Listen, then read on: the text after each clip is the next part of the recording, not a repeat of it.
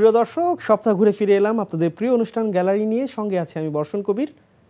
আসলে বাংলাদেশের একটা ট্যাগলাইন আমরা দিয়েছি এখানে, বাংলাদেশের ক্রিকেটের ভবিষ্যৎ ও বর্তমান নিয়ে আলোচনা করার জন্য। কিন্তু মানে যেভাবে যে ট্রেন্ডে আমরা দেখে অভ্যস্ত, যেটা হচ্ছিল বর্তমান ও ভবিষ্যৎ, কিন্তু উল্টো ট্যাগলাইনটা দেওয়া হয়েছে এই কারণে, যেখানে ভবিষ্যৎ খুব সুন্দর হওয়ার হাতছানি দিচ্ছে, সেখানে বর্তমানটা মনে হয় অত সৌন্দর্য বর্ধন করছে না বাংলাদেশের ক্রিকেটের। ওয়েস্ট ইন্ডিজ সিরিজে বাংলাদেশ আসলে কিছুটা মানে যে অবস্থা থেকে প্রথম ওয়ানডেটা হেরেছে, সেটা নিয়ে তত্ত্ব তালাশ আমরা করব। তার সঙ্গে অনূর্ধ্ব-19 বিশ্বকাপ এশিয়া কাপে বাংলাদেশের ফাইনালে সাফল্য, সেগুলো নিয়ে কথা বলার জন্যই আজকে স্টুডিওতে স্বাগত জানাতে যাচ্ছি আমরা বাংলাদেশ জাতীয় দলের সাবেক অধিনায়ক খালেদ মাসুদ পাইলটকে। পাইলট ভাই, আপনাকে স্বাগত আমাদের স্টুডিওতে। সব কিছু মিলিয়ে মানে ট্যাগলাইনটাই আসলে একটু ওলটপালট করার কারণটা হচ্ছিল ভবিষ্যৎটা আগে দেখতে হচ্ছে। বর্তমান তো যে অবস্থায় দাঁড়িয়ে আছে সেটা আসলে একেবারেই এক জায়গায় স্টেশনারি অবস্থায় দাঁড়িয়ে আছে, এমন একটা মনে হচ্ছে যে খুব বেশি প্রোগ্রেস নেই। আগে আমরা একটু ভবিষ্যৎটা, যেটা এত ঝলমল করছে, under-19 Asia cup, world cup তো 2020-এ জিতেছে, তারপরে 2022-এ আপনার এশিয়া কাপটা জেতার পর আবারও এশিয়া কাপ জেতা, জুনিয়র লেভেলে বাংলাদেশের এত সাফল্য, কিভাবে এটাকে ইভালুয়েট করবেন? আসলে সাফল্য তো আপনার এজ লেভেলে সবসময় ছিল, এখনও আছে আমার কাছে মনে হয়। প্রথমে অভিনন্দন বাংলাদেশের আন্ডার-19 টিমকে, বিকজ হচ্ছে যে গ্রেট অ্যাচিভমেন্ট। এশিয়া কাপ আপনি জিতেছেন আন্ডার-19 ব্যাক টু ব্যাক, গত টার্মে জিতেছেন আপনি। তো সব কিছু মিলে অ্যাচিভমেন্ট এজ লেভেলে আমাদের সবসময় কিন্তু ভালো। আমরা under nineteen world cup champion team, specially গত 4 বছরে 3টা বড় সাফল্য। কিন্তু এটা যদি নেক্সট 5-6 বছরের পরের যে প্লেয়ারগুলো মেন যে টিম, সেই টিমের পারফরমেন্স কিন্তু আপনার আশানুরূপ না। আপনাকে যদি বলা হয় যে বিগত 10 বছরের হিস্ট্রি যদি বলা হয়, 10 বছর আগে বাংলাদেশ টিম যা ছিল, আপনি কি খুব বেশি আগিয়েছেন? সেই জায়গাগুলোতে যদি কোশ্চেন করা হয়, হ্যাঁ অবশ্যই আপনি ক্রিকেট বোর্ড সংক্রান্ত যে মানুষগুলো ওখানে থাকেন পাশে, তাদের ইন্টারভিউ নেবেন, তারা সবসময় কিন্তু আপনি স্বপ্ন দেখাবেন। তারা বলবেন যে আমরা এগিয়ে যাচ্ছি, আমরা ভালো করছি, দেখেন না এই অ্যাচিভমেন্ট। কিন্তু আদৌ কি 10-15 বছরে ক্রিকেট এগিয়েছে কিনা? আপনি কত কোটি কোটি টাকা ইনভেস্ট করেছেন বিদেশি কোচের পিছিয়ে? আমরা ছোটো ছোটো জিনিসগুলো ইনফরমেশন নেই বা রাখি, আপনিও রাখেন। আমাদের প্রায় 10-12 জন বিদেশি লোক আছেন। হাতুড়ি সিং ছিলেন, শুনতাম $35,000 এরকম শুনতাম। তো কথার কথা থাকতেই পারে, আপনি দরকার হলে কেন থাকবে না? বিদেশি লোক যদি ট্যাকটিক্যাল লোক যদি হয়ে থাকে অবশ্যই নেবেন। তো এই 2 কোটি টাকা করে যদি প্রত্যেক মাসে যদি দিয়ে থাকেন, তো পার ইয়ার 24 কোটি টাকা করে আপনি দিয়েছেন হচ্ছে বিদেশি লোককে। তো 10 বছরে 24 কোটি টাকা করে আপনি যদি ধরে থাকেন, তাহলে কত টাকা দিয়েছেন? 240 কোটি টাকা আপনি শুধুমাত্র খরচই করেছেন কোচিং স্টাফে। কিন্তু আপনার কি কোচ ডেভেলপ করেছে? আপনার কি প্লেয়ার ডেভেলপ করেছে? আপনার খেলার মান কি ডেভেলপ করেছে? কেন করে নাই? এই কোশ্চেনগুলো আমার কাছে মনে হয় তাদের কাছে ডাকা উচিত, তাদের কাছে করা উচিত যে কেন ডেভেলপ করিনি আমরা। আজকে আমার মনে হয় বাংলাদেশ টিম 2000 সালে আমরা টেস্ট স্ট্যাটাস পেয়েছিলাম। আমার মনে আছে যে আমরা যখন খেলা শুরু করেছিলাম তখন কিন্তু মানে নদী থেকে সমুদ্রের মধ্যে পড়ছিলাম।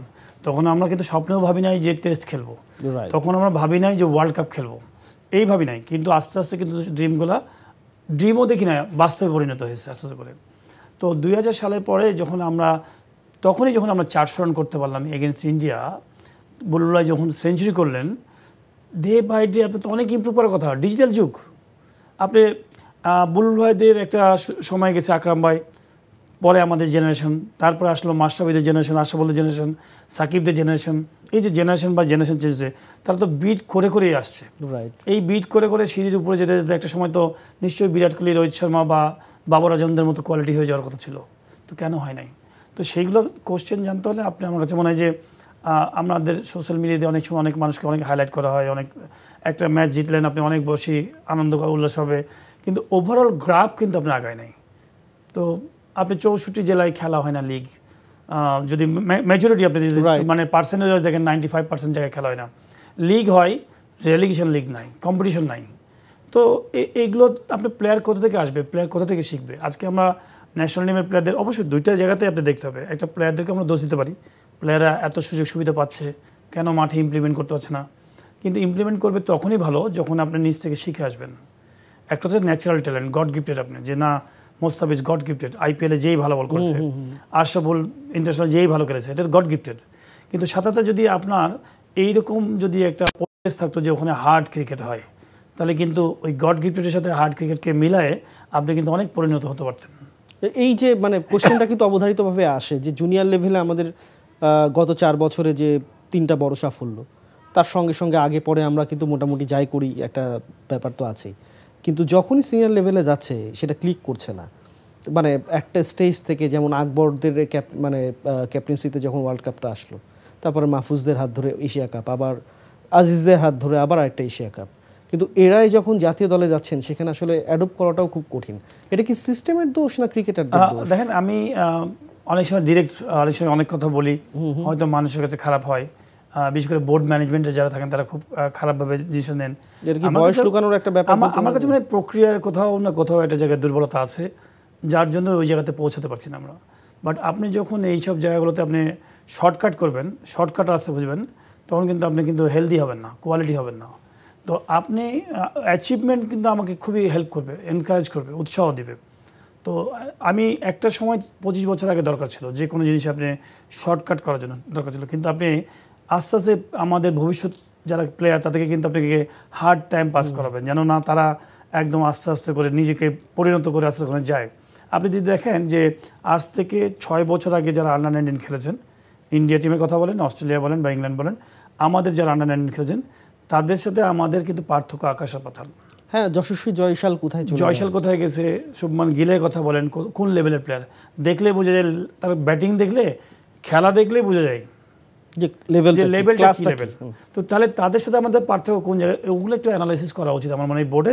বিশেষ করে টেকনিক্যাল জায়গায় যারা বসেন তাদের আমরা হয়তো বললাম না যে ওনাদেরই বসা উচিত, বিকজ ওনারা ওই ডিপার্টমেন্টে কাজ করছেন। কেন আমার প্লেয়ার হচ্ছে না, রেজাল্ট দিতে হবে। আপনি তো এজ লেভেলে কিন্তু আপনার রেজাল্ট সবসময় পাবেন, আপনাকে আমি গ্যারেন্টি নেক্সট 20 বছর 30 বছর আপনি রেজাল্ট পাবেন, বিকজ হচ্ছে এজ লেভেলে আপনি কিন্তু অনেক শর্টকাট খেলা আছে, যার জন্য আপনি অনেক সময় শর্টকাটের তরিকাগুলো একটু যদি না, এইগুলো হয়তো আমি এজ এ ফর্মার ক্যাপ্টেন আমাদেরও কিছু জিনিস থাকে যে আমরা অনেক কিছু পাবলিকলি বলতে পারবো না, কিন্তু এটা আপনি খুবই সহজ নর্মাল একটা সিম্পল একটা নিউজিল্যান্ডে বা অস্ট্রেলিয়াতে একটা ছেলে বাচ্চা জন্ম হলে সাথে বার্থ সার্টিফিকেট চলে আসে। রাইট। এমনকি একটা যদি পেট, যেমন আমি বলবো যে কুকুরেরও যদি জন্ম হয় বা গরুরও যদি জন্ম হয়, আমি বলবো সেখানে কিন্তু একটা বার্থ সার্টিফিকেট চলে আসে এবং ওই বার্থের উপর আর কোনো চেঞ্জ থাকবে না। আমাদের দেশে আমার মনে হয় যে গ্রামগঞ্জ থেকে যেগুলো হয়, তো আমরা এখনও কিন্তু অনেক জায়গায় আপনি পাসপোর্ট অফিসে গেলে আপনি পাসপোর্ট এক্সচেঞ্জ করতে পারবেন, আপনি রিলেশনের মাধ্যমে বা নিজের কাউন্সিলরকে দিয়ে বা চেঞ্জ করতে পারবেন, অনেক কিছু মডিফাই করা যায়।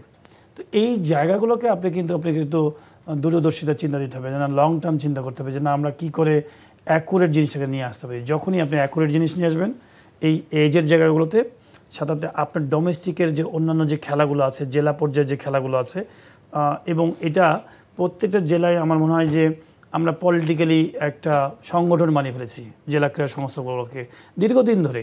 যে দলরা ক্ষমতায় আসবেন তাদেরই লোকজন ওখানে যে অবস্থান করবেন, তারাই উদ্বোধন, তারাই ক্লোজিং, বেশিরভাগ খেলা হয় না। খেলা কোনগুলো হয় দেখবেন, যেগুলো খেলাগুলোতে হয়তো কোনো খরচ নাই, হয়তো দাবা, হয়তো আপনার ক্যারাম, অথবা হয়তো কাবাডি, অথবা হ্যান্ডবল, যেগুলোতে খরচ নাই সেগুলোতে নাম ক্রস লিগ হবে। কিন্তু বাংলাদেশের মানুষের মন কোনটাতে সবচেয়ে বেশি টানে, সেগুলোর মধ্যে নার্ভের মধ্যে নাই। যে বাংলাদেশের বেশিরভাগ পরিমাণ মানুষ আশা করে যে ক্রিকেট লিগ, ফুটবল লিগ এই সবচেয়ে বেশি জনপ্রিয়। রাইট। এইগুলো কখনো দেখবেন না, এবং এটার মধ্যে কম্পিটিশন নাই। আপনি যদি সাপোজ আমার বাড়ি রাজশাহী, আর রাজশাহীতে আমি জানি না, আমার মনে হয় সম্ভবত 10টা প্রিমিয়ার লিগের টিম, আপনি ওইখানে নিজস্ব একটা গঠনতন্ত্র তারা বানায় রেখেছে। কথার কথা আমি বলছি, আমি যতটুকু জানি জেলা ক্রীড়া সংস্থা গঠনতন্ত্র বানিয়ে রেখেছে যে 10টা দিয়ে লিগ খেলবে। আপনি দেখেন তো রাজশাহী জেলায় 10x15 150 লোক কি 150 প্লেয়ার কি আছে প্রিমিয়ার লিগ খেলার মতো? তো 150 প্লেয়ার প্রিমিয়ার লিগ খেলবে রাজশাহীতে, তো তার মানে কোয়ালিটি ফল করে আছে। তো আপনি ওইখানে দরকার আপনি 6টা প্রিমিয়ার লিগে রাখেন না, হ্যাঁ কোয়ালিটি, হ্যাঁ 6টাকে রাখেন, দরকার ডাবল লিগ খেলবে তারা, বা ট্রিপল লিগ খেলবে, চতুর্থ লিগ খেলবে, কোয়ালিটি খেলবে, তাহলে কি আপনি ইমপ্রুভ করবেন। এবং রিলিজিয়ান লিগ যে নেমে যাবে সে আবার নতুন প্লেয়ার, নতুন টিম এসে ঢুকবে। তো এই আপনি সারা বছর, আপনাকে একটা জাস্ট নর্মালি সারা বছর আপনি ঘোড়া পুষবেন, রাইট। তো ঘোড়া 100টা ফার্মের মধ্যে ঘোড়া রেখেছেন, ঘোড়াকে দৌড় পালান না, শুধু খাওয়ান, তো তাহলে তো ঘোড়া তো রেসে হবে না, তাই কি না? যে ঘোড়া দৌড়াবে তাকে আপনি বেশি খাবার দেবেন, তাহলে দেখবেন যে ঘোড়া কেমন দৌড়ায়। তো তো আপনার স্পোর্টসটাকে আপনাকে ইনস্টিটিউটটাকে আপনি প্রত্যেকটা স্পোর্টস ইভেন্টকে আমার কাছে মনে হয় আমরা সমস্ত খেলোয়াড় ইয়াং জেনারেশন সবাই কিন্তু ভুক্তভোগী।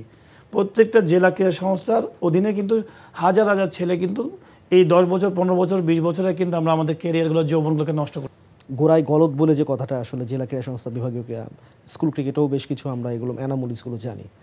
এটার ইম্প্যাক্টটা সুদূর প্রসারী, এটা আমরা বুঝলাম। এটা এক ধরনের ক্যান্সারের মতো। আপনি যতই শর্টকাট বা ইয়ে করেন কিনা, বা আপনি হার্টের যদি কোনো ডিজিজের জন্য অনেক রকম অপারেশনস হয়, সেটা আপাতত হার্টটা হয়তো বা ঠিক রাখতে পারে, হৃৎপিণ্ড হয়তো ধুকপুকানি পাওয়া যেতে পারে, কিন্তু সেটা যে পুরোদমে হয় না সেটা আপনার কথাতে খুব এভিডেন্টলি আমরা বুঝতে পারছি। কিন্তু এই জিনিসগুলো আপনি যেমন জানেন, বাংলাদেশ ক্রিকেট বোর্ডেরও তো অজানা না। এটা ইমপ্লিমেন্টেশনে কোথায় সমস্যা? আমাদের মানসিকতা চেঞ্জ করতে হবে। যে সরকারি যে দলগুলো থাকেন, আমার কাছে মনে হয় যে রাজনীতির যে দলগুলো থাকেন তাদের মানসিকতা চেঞ্জ করা দরকার। বিকজ আপনার যে দলই যখন ক্ষমতা আসে সেই দল কিন্তু সেই জেলা ক্রীড়া সংস্থাকে ঘিরে ধরে এবং তাদের এই জেলা ক্রীড়া সংস্থায় আপনি রাজশাহী দলের এবারের বিভাগীয় পর্যায়ে যে বিপর্যয় জেলা ইয়েতে, এটা কি এটারও মাসুল দিতে হচ্ছে কিনা? কারণ আমরা তো জানি একটা বিকল্প দল দেওয়া হয়েছিল। এখন যেটা বিভাগীয় দল যেটা হয় সেটা কিন্তু বিভাগীয় দলের আর কোনো কিন্তু আলটিমেটলি কার্যক্রম কিছু থাকে না। বিভাগীয় ক্রীড়া সংস্থা হয়তো আছে, আমি যতদূর জানি, কিন্তু সমস্ত কিন্তু সিলেকশন কিন্তু ক্রিকেট বোর্ড থেকেই হয়। যে বিভাগে যে খেলা হয় এখানে 3 জন সিলেক্টর থাকেন ন্যাশনাল বোর্ডে, তারা হয়তো সিলেকশন করে দেন, প্রত্যেকটা বিভাগের টিমের সিলেকশন করে দেন। কিন্তু এখানে বিভাগের আসলে কোনো দায়িত্ব না, বিভাগ হচ্ছে একটা বডি। না, কিন্তু এবার শুনলাম যেটা রাজশাহী ফলাফলের বিপর্যয়, মানে রাজশাহী তো কখনো জাতীয় লিগে এত খারাপ কখনো করেনি, মানে এবার আমার হিস্ট্রিতে দেখি নাই। হ্যাঁ, তো এটা হওয়ার পেছনেও কি মানে এটাও কি একটা মানে ইম্প্যাক্ট পড়ছে কিনা? মানে ওখানে আমরা শুনেছি যে ওখানকার স্থানীয় কেউ একটা বিকল্প দল দাঁড় করানোর চেষ্টা করেছে, দলের মধ্যে বিভেদ তৈরি করার চেষ্টা করেছে, এবং এটা বেশ বড় প্লেয়ার বেরিয়ে না আসলে আলটিমেটলি রেজাল্ট হবে না। আমার কাছে মনে হয় প্লেয়ার বেরোনোর জন্য কিন্তু এই প্রক্রিয়াগুলো খুব ইম্পর্টেন্ট। জেলার লিগগুলো, বিভাগীয় ক্রীড়া সংস্থা কিন্তু নিজস্ব কোনো লিগ নাই। বিভাগীয় ক্রীড়া সংস্থা হচ্ছে একটা জাস্ট একটা অ্যাসোসিয়েশন। লিগ হচ্ছে আপনার সমস্ত জেলার, রাইট, রিপ্রেজেন্ট করছে বিভাগ নামে। ধরেন সাপোজ রাজশাহী বিভাগের যে টিমটা, সেটা কিন্তু বিসিবি থেকে কিন্তু সিলেকশন করে দেওয়া হয়, কাইন্ড অফ 30 জনের নাম আসে, সেখান থেকে তারা কম্বিনেশন ঠিক করে যে এখানে 3টা লেফট হ্যান্ড স্পিন আছে, এখান থেকে নিয়ে এসে রাজশাহী টিমে দিল, রাজশাহী টিমে উইকেট কিপার বেশি আছে ওখানে দিয়ে দিল। এটা আপনার বাংলাদেশ টিমকে ভালো করার জন্য তারা একটা চ্যালেঞ্জিং মোড নিয়ে আসার জন্য তারা সিলেকশনগুলো তারা, এটা গুড আইডিয়া। বিকজ এটা কেন বলছি গুড আইডিয়া, একটা সময় ছিল যে কয়েকটা ডিভিশন টিম তারা তাদের নিজের আত্মীয় স্বজনকে খেলাতেন, আমি আমার জানা মতে আমার প্লেয়িং টাইমে। ফলে তখন ক্রিকেট বোর্ড চিন্তা করলো না, এই আত্মীয়করণটাকে দূর করার জন্য একটা মনিটরিং টিম বানাই ফেললো, যে সিলেকশন কমিটি পুরো টিমটা বিসিবির মাধ্যমে করবে। যেহেতু NCL national cricket league, cricket বোর্ডের আন্ডার টুর্নামেন্ট, ক্রিকেট বোর্ড এটা করবে। এটা ভালো আইডিয়া, খারাপ না, কিন্তু আপনাকে সাথে প্লেয়ার থাকতে হবে। যদি আপনার ওই কোয়ালিটি প্লেয়ার না থাকে আলটিমেট রেজাল্ট করা। রিসেন্টলি আমার কাছে মনে হয় রাজশাহী টিমের রেজাল্ট খুবই খারাপ, এবং এগুলো একটা বড় কারণ। যখন আপনার লিগ হবে না, দীর্ঘদিন ধরে যখন খেলা হবে না, আপনি যদি দেখেন শুধু রাজশাহী না, বরিশাল টিম না হলেও কত বছর ধরে লিগ খেলে, 20 বছরের উপর, 20 বছরের যতদিন ধরে লিগ হয়, এখন পর্যন্ত দাঁড়াতে পারে নাই। কেন দাঁড়াতে পারে না? আপনি প্রত্যেকটা ডিস্ট্রিক্টের হিস্ট্রি খেলা হয় না। তো এইটা হচ্ছে কাইন্ড অফ, যেমন এবার সিলেট চ্যাম্পিয়ন হয়েছে, প্রথমবার সিলেট চ্যাম্পিয়ন হয়েছে, খুবই সুন্দর। আমাদের দেখতে পাচ্ছি সিলেট কিন্তু সবসময় কিন্তু একটা এক্সপিরিয়েন্স টিম থাকতো, মোটামুটি রাজিন সালে অনেক ভালো প্লেয়ার ছিল, কিন্তু কখনো রেজাল্ট পায় নাই। সবসময় এই ট্রফিটা সবসময় ঢাকা, রাজশাহী, খুলনা এই সবচেয়ে বেশি নিয়েছে, আর রংপুর মাঝে নিয়েছে। তো বাদবাকি কেউ কিন্তু এরকমভাবে পেত না। তো আমি বলবো যে এটা ভালো, অ্যাটলিস্ট একটা ভালো সাইন যে নতুন একটা টিম আসছে বেরিয়ে, সিলেট টিম। কিন্তু আমি যেটা বলবো যে ধরেন প্লেয়ারের ওই প্রোডাকশনটা আসবে তখন আপনি নিচ থেকে যদি আপনি প্রোডাকশন তৈরি করেন। নিচের যে এই যে উল্লম্ফনটা, আমরা মানে অনূর্ধ্ব-19-এর যে গতকালকে সাকসেসটা নিয়ে কথা বলছি, ওইখান থেকে আসলে বাংলাদেশের ক্রিকেট কতদূর সামনে যেতে পারে বলে মনে হয়? মানে এগুলো তো আসলে বায়বীয় কথা হয়ে যায়, কারণ সামনে কারা কি করবে। আমরা একটু ইমনের কথাটা শুনে আসতে চাই। ইনফ্যাক্ট উনি ফাইনালে সেরা ছিলেন, টুর্নামেন্টে ওয়ান অফ দ্য বেটার। একটু শুনে আসি কি বলছে। আসলে টিম ওয়াইজ আমরা অনেক ভালো খেলেছি, আর টিমের বর্নিংটা আসলে আমাদের অনেক ভালো ছিল। যেমন আমরা যেই খেলে 15 জন ছিলাম, 11 জন ভিতরে খেলছি, 4 জন বাইরে ছিল, ওরা অনেক আমাদের সাপোর্ট করেছে। আর 11 জনের একটাই বিশ্বাস ছিল, শুধু 11 জনের না, আমাদের 15 জনের একটা বিশ্বাস ছিল যে আমরা আজকে জিতবো ইনশাআল্লাহ। এই শিকার শেষ না, আমাদের আরো অনেক কিছু করতে হবে, আরো অনেক উন্নতি করতে হবে। আমাদের সামনে ওয়ার্ল্ড কাপ আসছে, আপনারা জানেন, তো আমাদের জন্য দোয়া করবেন যাতে আপনাদের সামনে আমরা ওয়ার্ল্ড কাপ এনে দিতে পারি। ওয়ার্ল্ড কাপের কথা বলা হচ্ছে, মানে এটা খুব ভালো ভিশনারি যে একটাতে সাকসেস রেট কমছে না, কিন্তু একই জায়গায় জাতীয় দলের যে সাম্প্রতিক ক্রিকেট পারফরমেন্সটা, অন অ্যান্ড অফ টেস্ট আমরা ওয়েস্ট ইন্ডিজের বিপক্ষে জিতলাম আবার সেই 15 বছর পর, সেটা ঠিক আছে। খুবই ভালো একটা পেনিট্রেশন আমরা দেখলাম ব্যাটসম্যানদের পক্ষ থেকে। কিন্তু ওয়ান ডেতে আসলো, নিজেদের খেলা বলা হয় ওয়ান ডেতে বাংলাদেশের জন্য। মেহেদী হাসান মিরাজের ব্যাটিং অ্যাপ্রোচটা নিয়ে অনেক কথা উঠছে, যে 200 মানে 300 যেখানে অবধারিত 210 হয়, সেখানে আসলে 295-96 করতে গিয়ে আসলে দম যায় অবস্থা। মানে এই ভবিষ্যৎ আর বর্তমানের যে ট্যাগলাইনটা আমরা দিয়েছি আসলে কোন জায়গায় দাঁড়িয়ে, মানে এটা কি সম্মিলন ঘটানো? আমার মনে হয় যে আন্ডার-19 ইমনের যে কথাটা শুনলেন, আমার মনে হয় যে তারা কিন্তু অনেক স্বপ্ন দেখে বড়, নো ডাউট যে তারা কিন্তু ভাবে যে আমি একদিন বাংলাদেশ টিমে খেলবো, একদিন সুপার পারফর্মার হব। কিন্তু এই যে তারা এত সুন্দর ট্যালেন্ট এবং কোয়ালিটি ট্রফি জিতেছে, আপনি যদি এদেরকে এখন কোয়ালিটি জায়গায় ফেলে দেন, এই প্লেয়ার টিমটাকেই ইন্ডিয়ার কালচারের জায়গায় ফেলে দেন বা অস্ট্রেলিয়ার কালচারে ফেলে দেন, দেখবেন যে 5 বছর পর 7 বছর পর এরা খুব পরিণত হয়ে যাবে, মানে তুখার পরিণত হবে, সুপার। কিন্তু যখন আপনি বাংলাদেশের এই কনসেপ্টে খেলবেন, তখন এরা কোথায় খেলবে, কোন লেভেলটা খেলবে? রাইট। তো পার্থক্য হচ্ছে আপনি এনভায়রনমেন্টটাকে ডেভেলপ করতে হবে। এনভায়রনমেন্ট যখন ডেভেলপ করবেন, তখন এরা অনেক পরিণত হবে। আপনি 1000 চেষ্টা করলেও হয়তো ওরা ওই লেভেলে যে পৌঁছাতে পারছে না এনভায়রনমেন্টের কারণে। হ্যাঁ, কিছু কিছু ক্ষেত্রে পারবেন, একটা দুটো এক্সেপশনাল কেস যে এক্সট্রাঅর্ডিনারি আপনি ওই লেভেলে যে অ্যাডজাস্ট করে ফেলবে। কিন্তু যখন আপনি পুরো এনভায়রনমেন্টটা খুব হার্ড থাকবে, তখন কিন্তু আপনি হার্ডভাবে, এখানে যেমন আপনি সাপোজ ঢাকা লিগ খেলবেন, এরা কিছুদিন পরে ঢাকা লিগ খেলবে, Abahani Mohammedan team best team বাংলাদেশের, এই যখন 11 নম্বর টিমের সাথে ম্যাচ খেলবে, ওই দিনটা আমার নষ্ট, বিকজ ও তো জানে ওই ম্যাচটা জিতবেই। রাইট। 11 নম্বর টিম সবচেয়ে অটসল টিম, এবং হয়তো দেখা গেলো যে সে ওই দিনটা সময় নষ্ট করা। তো এই 11 নম্বর 12 নম্বর টিমও যদি ওইরকম কোয়ালিটি হতো রাজশাহী ঢাকা ক্রিকেট লিগের, তাহলে ওর কিন্তু ঘুম হারাম থাকতো। তো প্রত্যেকটা ম্যাচে কিন্তু ওর নার্ভ, ইংলিশ প্রিমিয়ার লিগের মতো, ইংলিশ প্রিমিয়ার লিগে যেটা হয়, ইংলিশ প্রিমিয়ার ফুটবল লিগে দেখবেন কে কাকে হারায় কোনো ছাড় নেই। তো আপনি যদি কম্পিটিশনটা যদি হাড্ডাহাড্ডি হয়, এই যে 2.5-3 মাস আপনি লিগ খেলবেন, তার মধ্যে 4টা থেকে 5টা ম্যাচ আপনার রাত্রে ঘুম হারাম করে রাখবে, যে না অপোনেন্টে খুব ভালো টিম, এই বাবা কঠিন টিম আমার, এই প্রেশারটা প্রত্যেকটা ম্যাচে থাকা উচিত। তো প্রত্যেকটা ম্যাচে যখন আপনি তৈরি করবেন, তখন আপনি মানসিকভাবে আপনি প্রতিনিয়ত আপনি ওইভাবে তৈরি হবেন। তো আপনি যখন প্রত্যেকটা ম্যাচ খেলার সময় যখন আপনি এরকম করতে থাকবেন, একটা সময় আপনার হ্যাবিট হয়ে যাবে যে আমাকে এইভাবেই জীবনটা এভাবেই চলে। আপনি যদি ধরেন সাপোজ রেগুলার, তখন চাপটাও শিখে যায় অনেক সহজে। আপনি রেগুলার যদি ভোর 6টার সময় ওঠার অভ্যাস থাকে এই 40 বছর, দেখবেন অটোমেটিক তারপরে আপনার একটা হ্যাবিট হয়ে যাবে 6টার সময় উঠবেন। এটা সত্য কথা।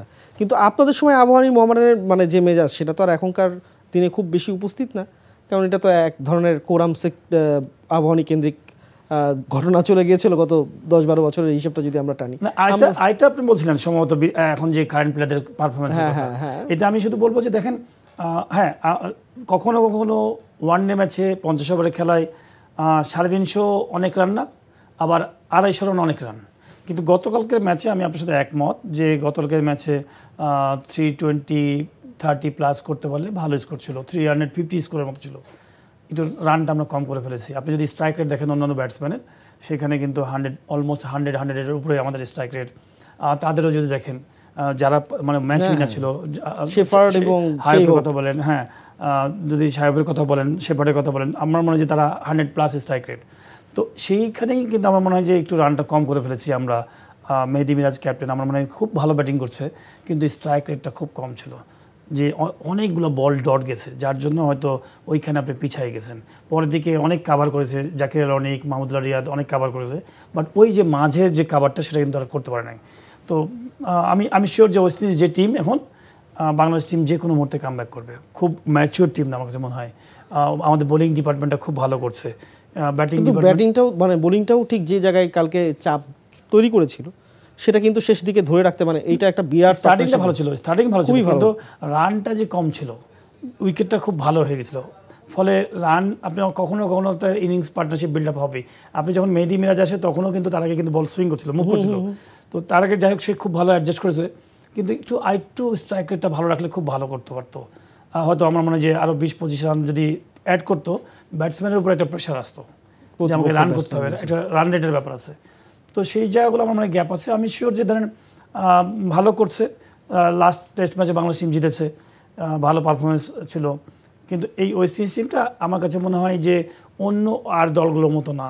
ইন্ডিয়া, অস্ট্রেলিয়া, আপনি খেলা দেখছেন তো, ইন্ডিয়া অস্ট্রেলিয়া যে খেলাগুলো দেখছেন, বাঘে বাঘে লড়াই। তো ওই কোয়ালিটি ওয়েস্ট ইন্ডিজ টিম না। আমার মনে হয় যে আমরা যদি একটু ভালো ব্যাটিং করতে পারি তাহলে ওয়েস্ট ইন্ডিজের সাথে জেতা সম্ভব। এই আমরা শেষের দিকে চলে এসেছি। ব্যাটিংটা আসলে বাংলাদেশের ক্রনিক প্রবলেম, সেটা আন্ডার-19 টিমেও দেখছি। এটা মানে অন অ্যান্ড অফ কিছু দুর্দান্ত পারফরমেন্স ক্যাপ্টেন আজিজ হাকিম উনি করেছেন, এছাড়া কিন্তু খুব বলার মতো পারফরমেন্স কিন্তু অন্য দিক থেকে আসছে না। হ্যাঁ, 2-1 করেছেন বিচ্ছিন্নভাবে। আবার আমরা যদি বাংলাদেশ ন্যাশনাল টিমের দিকেও তাকাই, সে একই অবস্থা। মানে ব্যাটিংয়ে আপনি এই যে আন্ডার-19 প্লেয়ার যারা খেলছেন, আপনি ইনারা আমার মনে আছে এই বয়সে, আমার মনে আছে আমরা বিভিন্ন ডিস্ট্রিক্টের লিগ হতো। জি, তো আমরা বলতাম খ্যাপ। হ্যাঁ, তো আমি রাজশাহী বাসা দিনাজপুরে খেলতে যেতাম, রংপুরে খেলতে যেতাম, সিলেটে খেলতে যেতাম, বিভিন্ন ময়মনসিংহ খেলতে গেছি। এই যে খেলতে যাওয়া, আপনি একটা প্লেয়ার বিভিন্ন ডিস্ট্রিক্টে যখন লিগ খেলছেন, অন্য ডিস্ট্রিক্টের আপনার উপরে ডিপেন্ডেন্ট হয়ে আছে পুরো টিম। রাইট। এই যে রেসপন্সিবিলিটি নিয়ে আপনি খেলছেন, এই যে আপনি ম্যাচ বানিয়ে দিচ্ছেন ওই টিমে খেলতে, যে আমি অ্যাজ এ ফরেন প্লেয়ার হিসেবে আপনি কিন্তু একটা দায়িত্ববোধ নিয়ে খেলছেন যে পুরা 10 জন হয়তো একটু অত ভালো না, কিন্তু আমাকে একাই জেতাতে হবে।